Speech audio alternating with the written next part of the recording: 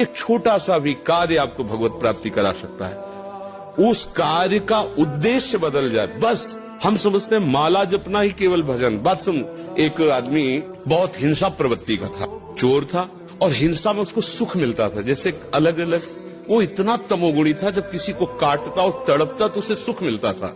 एक दिन एक महात्मा उसकी मार्ग से जा रहे थे, मिल गए। उसने उनको भी वैसे ही प्रताड़ित करना चाहा। तो भगवत प्राप्त महात्मा थे, उन्होंने कहा कि बच्चा, इससे तुमको क्या मिलता है? यदि अभिमान त्याग कर संतों के पास जाया जाए तो एक एक कदम यज्ञ के समान होता है। संत दर्श को चालिए तज माया अभिमान। उस पापात्मा जीव की हिम्मत नहीं हो रही थी उनकी तरफ देखने की। उनका, बेटा तुम ये सब क्यों करते हो?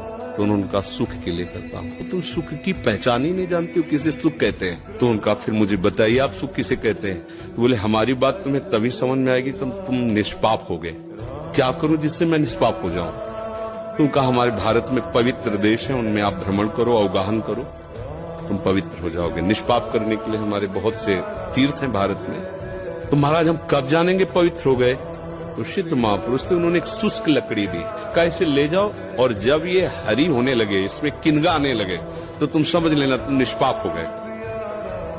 चला गुरु को प्रणाम करके 10 किलोमीटर चला हुआ, शाम हुई। एक वृक्ष बड़ा था, उसके नीचे रुका, और उसमें 4-5 चोर बैठे हुए थे, और वो नीचे जड़ में ऐसे जाके बैठ गया। रात्रि व्यतीत हो तो तीर्थयाटन को जाएंगे। वो ऊपर प्लान बना रहे थे कि इन गांव वालों ने मुझे बहुत